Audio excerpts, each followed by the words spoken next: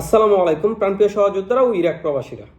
আজকের টপিকটা হচ্ছে ভিসার যে বিষয়গুলি, এই বিষয় নিয়ে আপনাদের সামনে আলোচনা।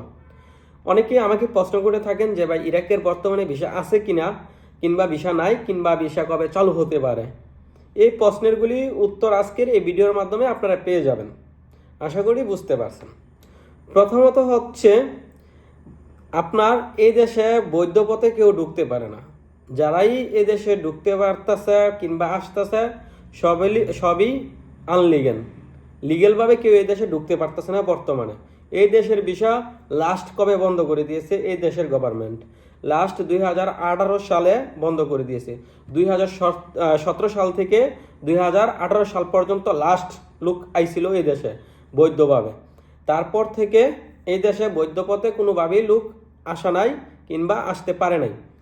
যারাই আইছে কিংবা আসতেছে সবাই অবৈধ পথে, নৌপথে বিভিন্নভাবে এই দেশে প্রবেশ করতেছে। এখন কথা হচ্ছে যে ভাই নতুন ভিসা চালু হবে কবে?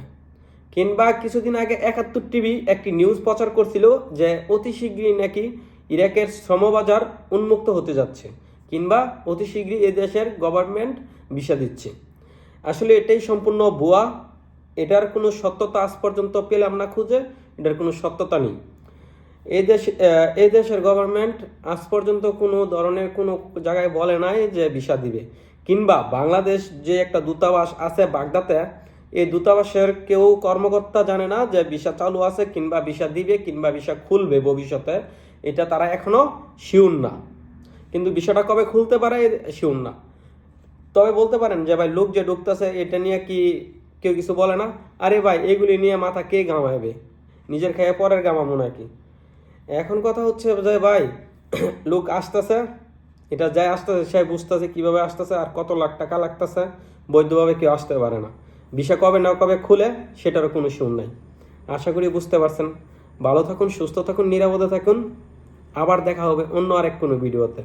আল্লাহ হাফেজ।